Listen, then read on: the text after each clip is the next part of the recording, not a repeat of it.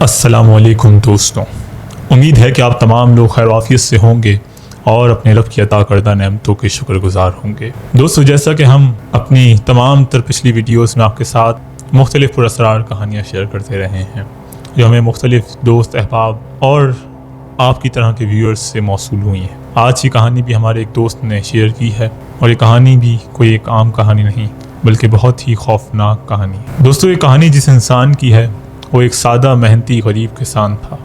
اس کا گاؤں پنجاب کے ایک دور دراز علاقے میں تھا جہاں ہر طرف ہرے بھرے کھیت، اونچے لمبے درخت اور مٹی سے بنے گھر تھے۔ اس کا گزر بسر زیادہ تر بیل گاڑی پر ہوتا تھا۔ روزانہ صبح اپنے بیلوں کو تیار کرتا، گاڑی پر گاؤں کے لوگوں کا سامان لاتا اور شہر کی طرف چل پڑتا۔ کبھی اناج بیچنے لے جاتا، کبھی کسی چیز کو پہنچانے کا کام کرتا اور کبھی اینٹیں، لکڑیاں یا دیگر اشیاء لے کر شہر پہنچتا۔ مزدوری اس کی قسمت میں لکھی گئی تھی اور وہ ہر حال میں راضی تھا۔ اس کا گھر گاؤں کے دوسرے کنارے پر تھا۔ وہ ایک چھوٹا سا کچا گھر تھا جس کی دیواریں مٹی اور گاڑا ملا کر بنائی گئی تھیں۔ چھت پر سرکنڈے اور لکڑی کے گٹھے رکھے تھے۔ اس کے گھر میں ایک بوڑھی ماں، ایک بیوی اور 2 چھوٹے بچے رہتے تھے۔ ماں کی بینائی کمزور ہو گئی تھی مگر دل کی آنکھوں سے ہر بات سمجھ لیتی تھی۔ بیوی سارا دن گھر کے کام کاج میں لگی رہتی اور بچے گلیوں میں دھول مٹی میں کھیلتے رہتے۔ اس کی زندگی ایک ہی ڈگر پر چل رہی تھی، صبح سویرے شہر جانا، دن بھر مشقت کرنا اور رات کو تھک ہار کر گاؤں واپس آنا۔ مگر گاؤں کا وہ راستہ جو کھیتوں کے بیچوں بیچ جاتا تھا، دن میں عام سا لگتا مگر رات کے وقت جیسے سانپ کی طرح پھنکارتا۔ وہ راستہ جو سنسان تو نہ ہوتا مگر خوفناک ہوتا۔ یہ راستہ گاؤں اور شہر کو جوڑنے والی واحد کچی سڑک تھی۔ دونوں طرف سرسبز کھیت تھے جن میں گندم کے کھڑے پودے ہلکی ہوا کے ساتھ سرسراتے تھے۔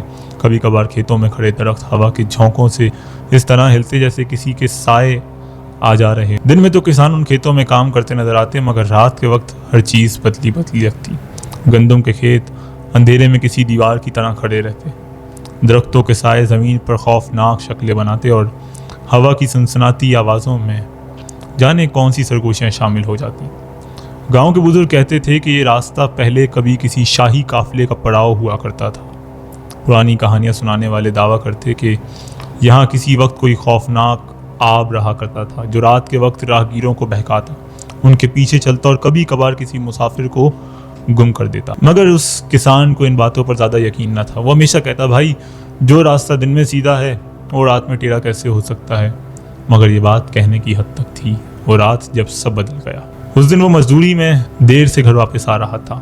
گھاک نے سامان لادنے کے بعد کچھ اور بوجھ ڈال دیا تھا جس میں وقت زیادہ لگ گیا۔ وہ جلدی واپسی کی تیاری کر رہا تھا مگر سورج کب کا ڈوب چکا تھا۔ اپنی بیل گاڑی پر بیٹھا اور بیلوں کو ہانکتے ہوئے واپس چل پڑا۔ رات گہری تھی، آسمان پر بادل چھائے ہوئے تھے اور راستہ ہمیشہ کی طرح ویران تھا۔ ابھی وہ راستے کے بیچ میں ہی تھا کہ اچانک اسے آگے ایک سائے سا دکھائی دیا۔ وہ ایک لڑکی تھی، لمبے سیاہ بال، سفید لباس اور بہت خوبصورت چہرہ۔ اس نے آنکھیں ملائیں، دل کو سمجھایا کہ شاید نظر کا دھوکا ہو مگر نہیں، وہ لڑکی حقیقت میں کھڑی تھی۔ رات کے اس پہر گندم کے کھیتوں کے بیچ ایک جوان لڑکی تنہا کیا کر رہی؟ بیل گاڑی چرچرائی، بیلوں نے پاؤں مارے جیسے کچھ غیر معمولی محسوس کر رہے ہوں۔ اس نے کانپتے ہاتھوں سے لالٹین کی روشنی ذرا آگے کی مگر وہ لڑکی ساکت کھڑی رہی۔ اے بہن، تو کون ہے؟ رات کے اس پہر یہاں کیا کر رہی ہے؟ کوئی جواب نہ آیا۔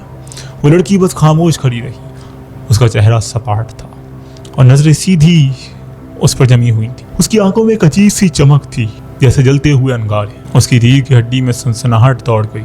بیل بے چین ہونے لگے، ان کے نتن پھڑپڑانے لگے۔ یہ بی بی چپ کیوں ہو؟ تیرے گھر والے کہاں ہیں؟ اب کی بار وہ ذرا سخت لہجے میں بولا مگر جواب اب بھی نہ آیا۔ رات کے اس پہر کھیتوں کے درمیان ایک خوبصورت مگر پراسرار لڑکی جو نہ بولے نہ ہلے، یہ منظر اس کی ہمت کو ڈگمگانے لگا۔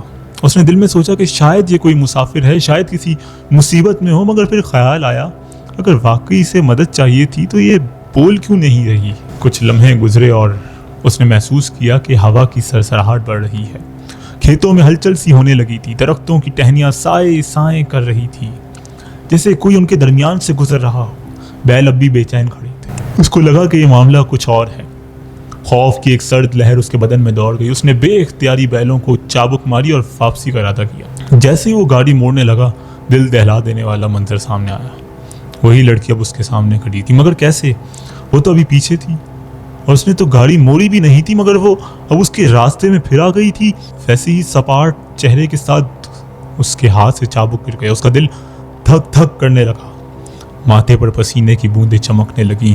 اس نے کانپتی آواز میں کہا، تو کون ہے؟ لڑکی نے کوئی جواب نہ دیا مگر اب وہ آہستہ آہستہ مسکرانے لگی، وہ مسکراہٹ جو انسانی نہ تھی، جو کسی چیز کی نہ تھی، جو کسی آسیب کی تھی۔ رات کے سائے گہرے ہوتے جا رہے تھے، آسمان پر کہیں کہیں بادل کے پیچھے چاند چھانک رہا تھا مگر اس کی روشنی بھی اس سنسان راستے پر موجود گھپ اندھیرے کو چیرنے میں ناکام ہو رہی تھی۔ لڑکے کا دل کسی انجانے خوف سے کانپ رہا تھا۔ بیل گاڑی کی چڑچڑاہٹ اور بیلوں کی بے چینی نے ماحول کو اور بھی وحشت ناک بنا دیا تھا۔ وہ لڑکی اب بھی ویسی ہی کھڑی تھی مگر اس کے ہونٹوں پر پھیلی مسکراہٹ ایسی تھی کہ لڑکے کا کلیجہ دہل گیا۔ وہ عام مسکراہٹ نہ تھی، ایسی بے جان، ایسی خالی جیسے کوئی زندہ انسان نہیں بلکہ کسی اور ہی دنیا کی مخلوق ہو۔ بی بی تو کون ہے؟ اس کے گلے سے بمشکل آواز نکلی۔ وہ لڑکی پھر بھی کچھ نہ بولی، بس اس کی آنکھیں جیسے چمکنے لگیں۔ یہ چمک عام آنکھوں کی نہ تھی بلکہ کسی گہرے کنویں جیسی جس میں جھانکنے سے انسان خود ہی کھینچتا چلا جائے۔ اس نے اب کی بار بیلوں کو تیز چابک ماری، بیل پدک کر آگے بڑھنے لگے اور جیسے ہی گاڑی آگے بڑھی وہی لڑکی پھر سے آگے کھڑی تھی۔ اے اللہ خیر! اس کے منہ سے بے ساختہ نکلا، یہ کیسے ممکن تھا؟ ابھی تو وہ پیچھے رہ گئی تھی، پھر اگلے ہی لمحے آگے کیسے آ گئی؟ اب کی بار اس نے محسوس کیا کہ ہوا تھم چکی تھی۔ گندم کے کھیت جو لمحہ بھر پہلے ہوا میں سرسراتے محسوس ہو رہے تھے اب کسی مجسم دیوار کی طرح ساکت تھے۔ پرندوں کی چہچہاہٹ بند ہو چکی تھی، کہیں کوئی آہٹ تک نہ تھی، جیسے پوری کائنات دم سات کر اس پل کو دیکھ رہی۔ بیل اب زور زور سے ہنہنانے لگے، ان کے بدن پر جیسے خوف طاری ہو گیا ہو۔ اس نے ایک بار پھر گاڑی موڑنے کی کوشش کی مگر اس بار وہ خود حیران رہ گیا، راستہ ہی بدل چکا تھا۔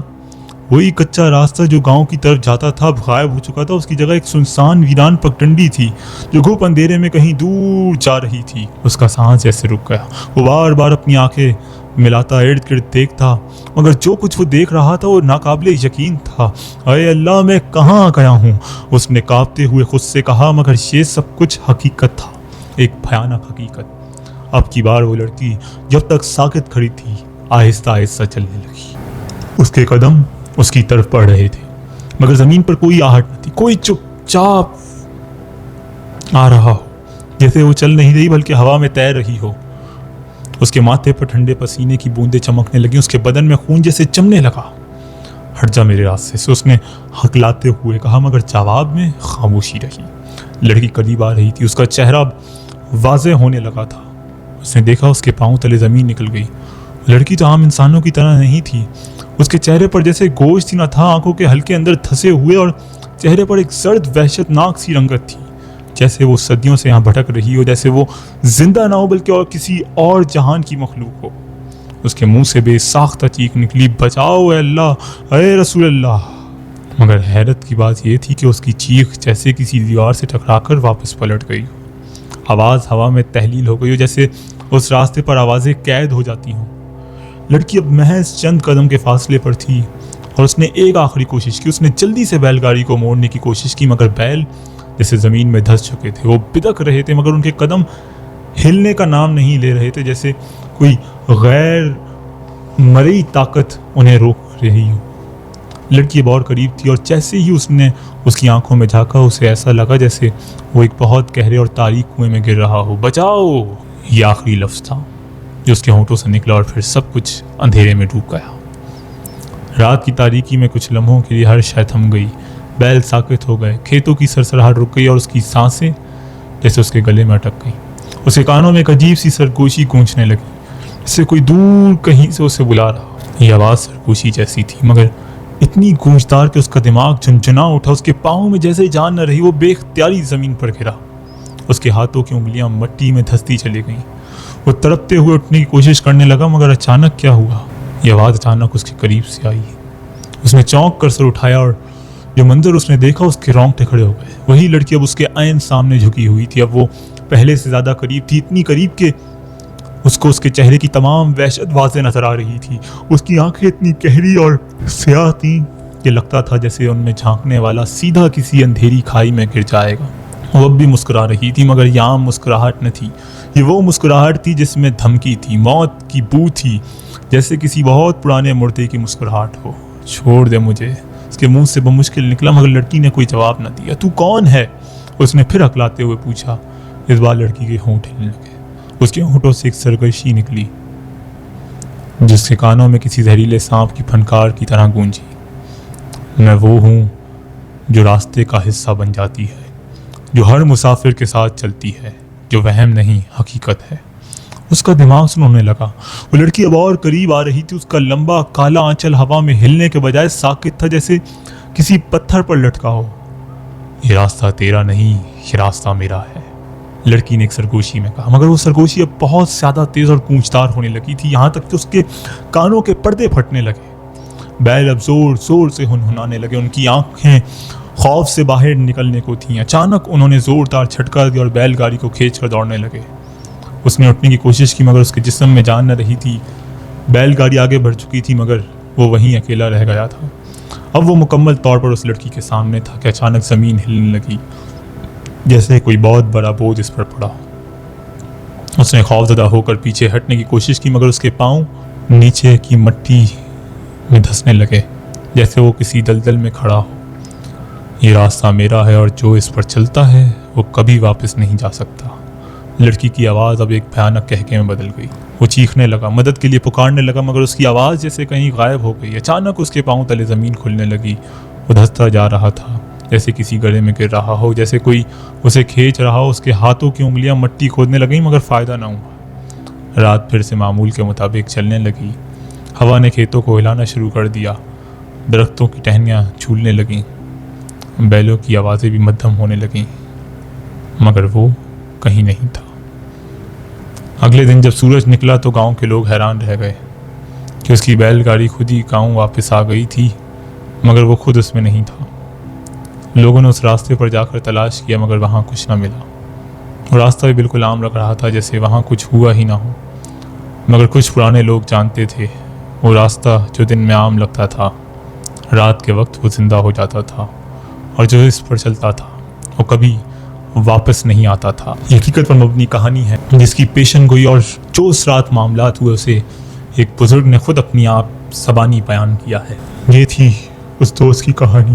دوستوں، آپ کا ان سب کے بارے میں کیا خیال ہے؟ اپنی رائے کمنٹ سیکشن میں ضرور بتائیے گا۔ خود کو، اپنے عزیز و اقارب کو، قریبی لوگوں کو محفوظ بنائیں۔ چینل کو سبسکرائب کریں، بیل آئیکن کو پریس کریں، اور ایسی مزید ویڈیوز دیکھنے کے لیے ہمارے ساتھ جڑے رہیں۔ اگر آپ کے پاس بھی کوئی بھی ایسی کہانی، واقعات، آنکھوں دیکھا حال، حادثات ہوں تو ہمارے ساتھ ضرور شیئر کیجیے۔ بہت شکریہ۔